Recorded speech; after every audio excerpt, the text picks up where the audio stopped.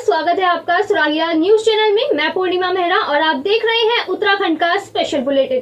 तो चलिए सबसे पहले नजर डालते हैं आज की प्रमुख खबरों पर। पंतनगर थाना क्षेत्र में छात्र के मर्डर के मामले में सिपाही सस्पेंड। रामनगर और उधम सिंह नगर में बढ़ रही डेंगू के मरीजों की तादाद। हल्द्वानी में 15 दिवसीय ऑपरेशन चक्रव्यूह पूर्ण, 7 अपराधी गिरफ्तार और 670 का सत्यापन। बगवाई कौतिक मेले में शराब पीकर हंगामा करने वाले 2 लोग गिरफ्तार। हल्द्वानी एमबी कॉलेज के मैदान में जौहर महोत्सव का आयोजन। अल्मोड़ा में खेतीबाड़ी निपटाने के बाद हर वर्ष होता है रामलीला का मंचन। राजेश शुक्ला ने बाजपुर पहुंचकर किया छठ पूजा स्थल का निरीक्षण। अब खबरें विस्तार से।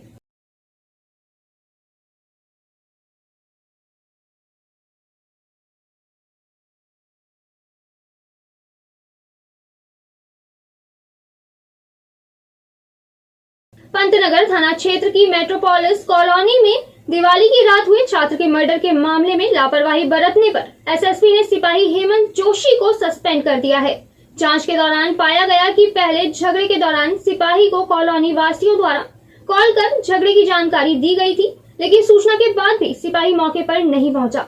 वहीं गेट के आसपास अवैध रूप से संचालित दुकानों को पुलिस द्वारा ध्वस्त किया गया और दुकानदारों को दोबारा यहां अतिक्रमण करने पर कार्यवाही करने की हिदायत दी गई। संवाददाता दुर्गेश तिवारी की रिपोर्ट।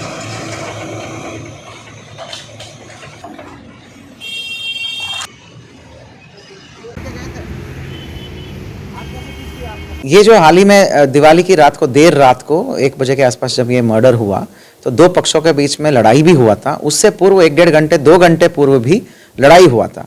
2 पक्षों के बीच में जब लड़ाई हुआ था तो ये अनावरण के दौरान, मर्डर के अनावरण के दौरान ये तथ्य आया कि उस लड़ाई के बाद जो आम पब्लिक द्वारा वहाँ पर जो लोग थे, पब्लिक के लोग और सिक्योरिटी स्टाफ थे, उन्होंने पुलिस को फ़ोन किया। उसमें विशेषतः एक कांस्टेबल को फ़ोन किया जो वहाँ पे चीता में चलता है, लेकिन उसके द्वारा रिस्पांस ठीक से नहीं दिया गया और वहाँ पर मौके पे आया भी नहीं है और ना ही उसको मैनेज किया गया और ना ही उसको पुलिस रिस्पांस दिया गया। ये चीज़ें अनावरण के दौरान, हमारे ही अनावरण के दौरान चीज़ें सामने आई है। इसीलिए प्रथम दृष्टया लापरवाही तो है ही। इस लापरवाही के लिए एक मतलब संबंधित कर्मचारी को तत्काल निलंबन किया जा रहा है और संपूर्ण प्रकरण में सिडकुल पुलिस चौकी का भूमिका क्या रहेगा उस संबंध में हम एक प्रारंभिक जांच दे रहे हैं और इस जांच को अति शॉर्ट टाइम में निपटाया जाएगा और उसके ऊपर कठोर और एक्शन भी लिया जाएगा। जी, बीते दिनों मेट्रोपोलिस के मेन गेट के सामने ही एक वारदात हुआ है, तो इसमें तो वारदात के अनावरण तो हो गया, लगभग अधिकांश लोग हमने जेल भी भेज दिया है, परंतु कुछ इम्पोर्टेंट सवाल है उसका जवाब हमें सराहना चाहिए, समाज के तौर पे ही, पुलिस के तौर पे भी। तो सभी दृष्टिकोण से हमें उन सवालों का जवाब मिलना चाहिए कि इतने सारे सिक्योरिटी गार्ड्स होने के बावजूद भी कोई भी एक्शन क्यों नहीं लिया सिक्योरिटी गार्ड्स ने, ये एक सवाल है। और क्या ये पर्याप्त सिक्योरिटी ये लोग दे रहे हैं लोगों को, वो अंदर रहने वाले लोगों को और बाहर घूमने वाले लोगों को, ये भी एक सवाल है। तो और ये भी हम देख रहे हैं कि भाई इसके बिल्कुल कॉलोनी के, पॉश कॉलोनी के सामने आपके पीछे देख सकते हैं, टोटली अवैध, मतलब संपूर्ण रूप से अवैध अतिक्रमण करके अवैध गतिविधियां चल रही है, जहां पे मतलब विभिन्न तरह की एक्टिविटीज़ चल रही है, जहां पर जो है मतलब केवल स्नैक्स ही नहीं, काफ़ी सारी चीज़ें होता होगा, ये भी सूचना में आई है। तो इन सब के विरुद्ध हम एक्शन ले रहे हैं और हमने ये कॉलोनी वालों को भी नोटिस दे रहे हैं हम कि सुरक्षा का जो मानक है वो इनका क्या मानक है, पर्याप्त है कि नहीं है, और पेटीसेट का कैमरास बढ़ाने के लिए और आर्म्ड गार्ड्स रखने के लिए भी हम इनको नोटिस दे रहे हैं। ठीक है, और कितनी संलिप्तता है, क्या ये घटना प्रिवेंटेबल था, नहीं था, इस सब के बारे में ऑडिट चल रहा है। इसी के तहत मैं मौके पे आके देख रहा था बस। बाजपुर में किच्छा के पूर्व विधायक राजेश शुक्ला ने चीनी मिल गेस्ट हाउस में छठ पूजा का आयोजन करने वाली समिति के पदाधिकारियों को सम्मानित किया। इसके उपरांत पूर्व विधायक राजेश शुक्ला ने छठ पूजा स्थल का निरीक्षण भी किया। संवाददाता शुभम गंभीर की रिपोर्ट। स्वागत है भाई, स्वागत है। देखिए, मेरा ये मानना है कि जो छठ पूजा है ये हमारे भोजपुरी भाषी लोगों का एक सबसे बड़ा पर्व है, बल्कि महापर्व है, और हिंदुस्तान में ही नहीं बल्कि दुनिया के 10 देशों में मनाया जाता है। और मुझे इस बात की खुशी है कि हमारे उत्तराखंड में मेरे प्रयास से ही उस समय की सरकार ने छठ पूजा पर निर्बंधित अवकाश घोषित किया था, जिसको बाद में ऐच्छिक अवकाश के रूप में त्रिवेंद्र जी ने किया और पुष्कर धामी जी ने मेरे अनुरोध पर इसको सार्वजनिक अवकाश घोषित किया। तो ये बहुत बड़ा सम्मान है हमारे पूर्वांचल वासियों के लिए, और हम लोग पूरे देश में इस बात के लिए आंदोलनरत हैं कि भोजपुरी भाषा, जिसको लगभग 4 करोड़ लोग बोलते हैं और 3.5 करोड़ केवल हिंदुस्तान में बोलते हैं, तो जब इस भाषा को विदेशों में, मॉरिशस में, नेपाल में, गुयाना में, फिजी में, तमिलनाडु में संवैधानिक मान्यता मिल गई है, तो हिंदुस्तान में अब तक क्यों नहीं मिल पाई? और इसके लिए एक लंबा संघर्ष चल रहा है पिछले 50 वर्षों से। तो मुझे खुशी है कि हमारे माननीय प्रधानमंत्री जी ने, नरेंद्र मोदी जी ने इसका संज्ञान लिया है और उन्होंने पहल की है, पीएमओ ने, कि हम इसको संवैधानिक मान्यता देने के दिशा में आगे बढ़ रहे हैं।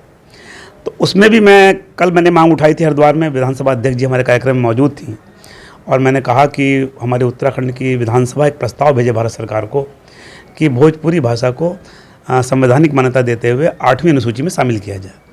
इससे अनेक फ़ायदे होंगे। भोजपुरी साहित्य को बल मिलेगा, भोजपुरी फिल्मों को बल मिलेगा और जो भोजपुरी भाषी लोग हैं उनको जो कॉम्पिटिटिव परीक्षाएं होती हैं उसमें उनका विषय होगा, इससे उनको उसमें लाभ मिलेगा। और किसी भी व्यक्ति को अगर रोजगार में और आर्थिकी मजबूत करनी है तो उसकी भाषा को मजबूत करना पड़ता है। अगर भाषा गरीब हो जाए तो वह क्षेत्र पिछड़ जाता है और गरीब हो जाता है। तो इस दृष्टिकोण से मैं पूरे प्रदेश में पूर्वांचल वासियों को, भोजपुरी भाषियों को एकत्र करके इस आंदोलन को आगे बढ़ा रहा हूँ। और इसी क्रम में आज मैं यहाँ छठ पूजा की बधाई देने के लिए भी अपने साथियों को, जो छठ पूजा का इतना दिव्य आयोजन यहाँ करते हैं, उनको सम्मानित करने के उद्देश्य से आज यहाँ बाजपुर आया हूँ। उधम सिंह नगर में डेंगू के 16 मरीज सामने आने से स्वास्थ्य महकमे में हड़कंप मचा हुआ है। जिला अस्पताल में भी डेंगू सिम्टम्स के मरीजों की संख्या बढ़ रही है।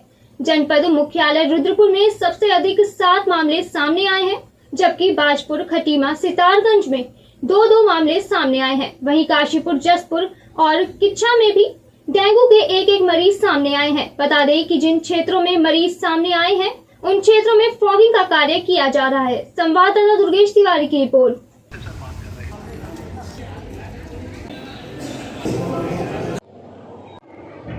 में जिला उधम सिंह नगर में जो हमारे पास रिपोर्ट केस हुए हैं वो 16 केस टोटल हुए हैं।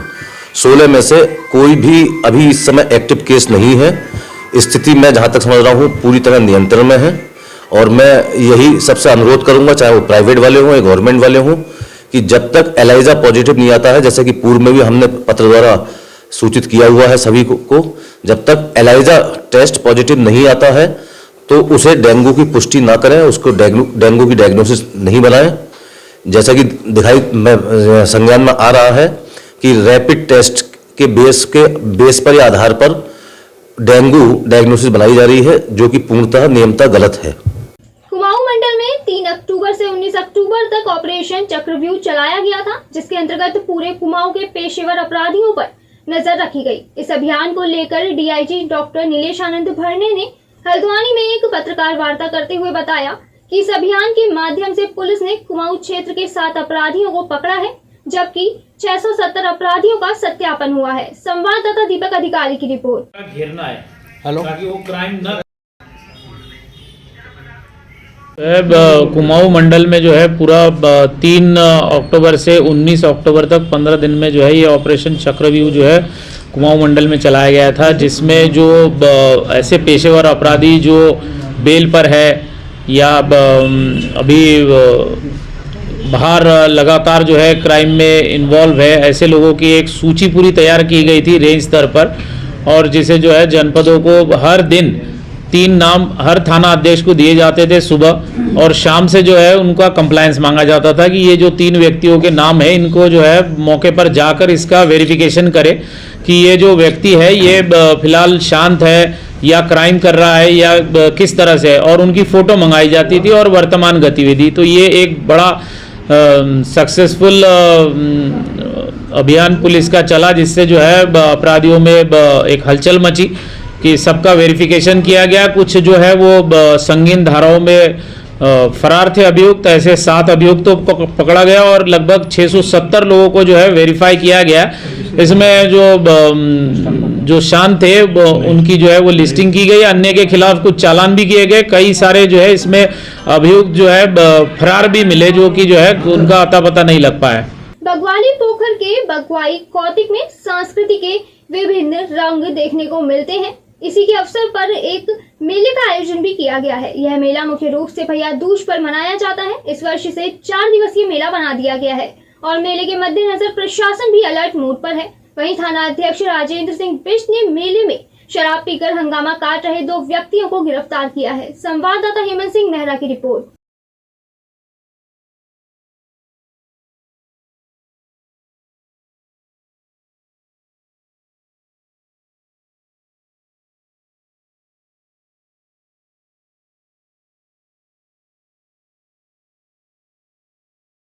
कहाँ हैं सब लोग? शाम की चाय तो एक साथ होनी चाहिए, सब लोग एक साथ बैठना ही नहीं चाहते। पापा, try this. लो, सब लपक ली।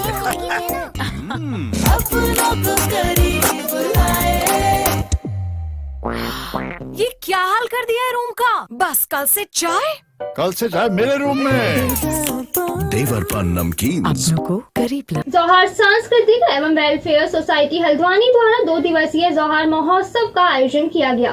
सोसाइटी के पदाधिकारियों ने पत्रकार वार्ता करते हुए बताया कि इस महोत्सव में कुमाऊं एवं गढ़वाल के गायक तथा नृत्य कलाकार समा बांधेंगे, तो वहीं संस्कृति से रूबरू करवाती पारंपरिक कला, पेंटिंग, ऐपण, व्यंजन, कुटीर उद्योग, जड़ी बूटी के स्टॉल भी आपको आकर्षित करेंगे। संवाददाता दीपक अधिकारी की रिपोर्ट।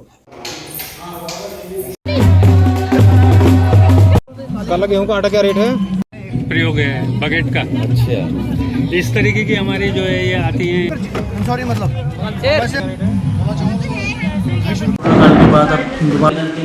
ये जौहर सांस्कृतिक वेलफेयर सोसाइटी हल्द्वानी द्वारा वर्ष 2010-11 से जौहर महोत्सव का आयोजन हल्द्वानी में किया जाता है, परंतु 2020-21 में कोरोना पेंडेमिक के कारण इस महोत्सव के कार्यक्रम को हम नहीं कर पाए।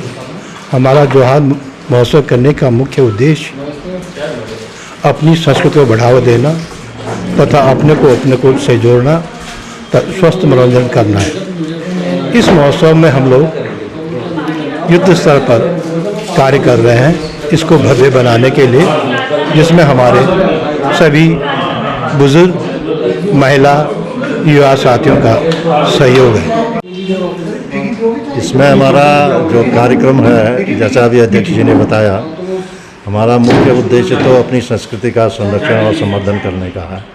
और सामान्य तौर पर जो आयोजन होते हैं महोत्सव मनोरंजन के लिए, वो है ज़रूर, लेकिन वो गौण है इस सेंस में, वो खाली लोगों को जोड़ने के लिए है। मुख्य उद्देश्य अपनी संस्कृति को संरक्षित करने का है। और इसलिए हम ये कोशिश करते हैं कि अपने बच्चे, अपनी महिलाएं, पुरुष उसमें प्रतिभाग करें और अपनी संस्कृति के विभिन्न जो आयाम है, जो विभिन्न पहलू है, अपनी संस्कृति की जो कला है, जो परंपरा है, जो आस्थाएं हैं, उसको प्रदर्शित करें अपने विभिन्न माध्यमों से। कई दिनों से जौहर महोत्सव की तैयारी कर रहे हैं। पिछले हम लोग 2 साल इस महोत्सव को नहीं मना पाए। इस बार हमारा ये 12वां जौहर महोत्सव है और इस बार लोगों को आप देख रहे हैं कि लोगों के मन में कितना उत्साह है और बहुत धारचूला मुंशारी से हम लोगों के 100 का लोग, सभी लोग बहुत दूर दूर से आए हुए हैं इस महोत्सव में सम्मिलित होने के लिए।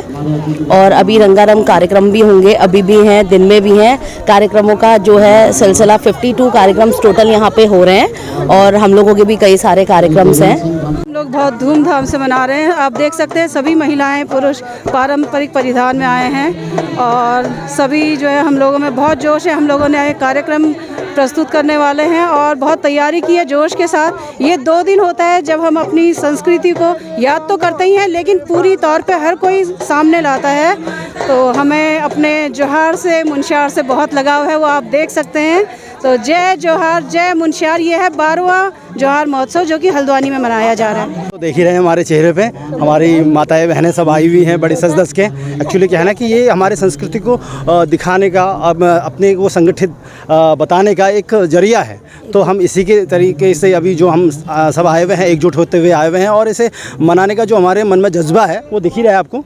तो इसी जज्बे के साथ हम आए हुए हैं और अपनी संस्कृति को संरक्षण के लिए, उनको दिखाने के लिए हम सब यहाँ पे उपस्थित हैं। हम रितेश गुंजियाल, हम रंग जाति जनजाति से बिलोंग करते हैं। कि कब ये कोरोना पेंडेमिक खत्म हो और कब हम जौहर महोत्सव मनाएं, तो इसको हम इस साल भव्य रूप से जौहर महोत्सव मनाने का प्रयास कर रहे हैं। रात में सांस्कृतिक कार्यक्रम रखे गए हैं, दिन में हमारे मतलब है कि डे के इवेंट्स होंगे, रात में सांस्कृतिक कार्यक्रम है जिसमें बसंती बिष्ट जागर गायिका है। इसके अतिरिक्त हेमंत पांडे जी है जो फिल्मी कलाकार हैं। उसके अतिरिक्त कुमाऊं और गढ़वाल के जितने भी लोकप्रिय कलाकार हैं वो सब हमारे पास आ रहे हैं।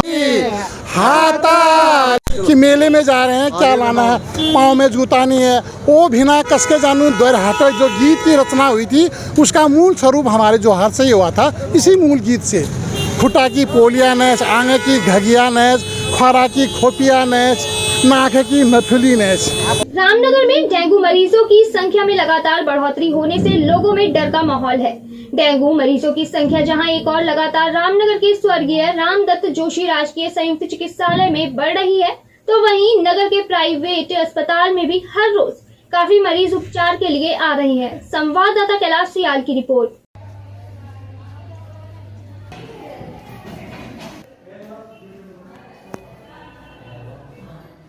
देखिए, डेंगू की शुरुआत लास्ट वीक में तो हमारे पास 3 या 4 पेशेंट आए हुए थे डेंगू के, और अभी शायद एक पेशेंट एडमिट भी है। डेंगू की शुरुआत तो शायद रामनगर में हो चुकी है, लेकिन इसके लिए मैं आपको बताना चाहूँगा कि हम लोग भी पूरी तरह से तैयार हैं। हमारी जनरल मेडिसिन की हैं जो फिजिशियन डॉक्टर हैं, डॉक्टर मोनिका, वो लगातार पेशेंट्स को देख रही हैं, और कोई भी अगर ऐसी चीज़ें लग रही हैं, अगर किसी के इंसान के शरीर में कोई दर्द है, फीवर लगातार आ रहा है, तो वो तुरंत इस समय डॉक्टर के पास आए और डॉक्टर को दिखाए। सबसे इंपॉर्टेंट चीज़ है। अच्छा, डेंगू से बचने के लिए हमें सबसे ज़रूरी चीज़ है कि अभी कुछ समय पहले ही बारिश हुई है, बारिश अभी ख़त्म हुई है, तो हमें को पानी कहीं भी रुकने नहीं देना है। हमारे आसपास, हमारे कूलर में, हमारे घर के आसपास कहीं भी जगह है, हम उसे अगर पानी को वहाँ से निकालते हैं, अगर सफाई रखते हैं, तो हम डेंगू से मैक्सिमम लगभग 60-70% बच सकते हैं।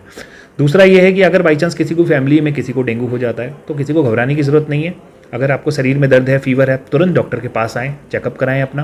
भारत में हर कहीं रामलीला का समापन दशहरा पर्व पर रावण के वध के साथ ही हो जाता है, लेकिन अल्मोड़ा के कई कस्बों में इन दिनों रामलीला का मंचन किया जा रहा है। धौलछीना में रामलीला का मंचन पूरा होने के बाद बीती 27 से बाड़ेछीना तथा खोला गांव में रामलीला चल रही है, जबकि पुनवानौला में 4 नवंबर से रामलीला का मंचन किया जाएगा। संवाददाता हेमंत सिंह मेहरा की रिपोर्ट।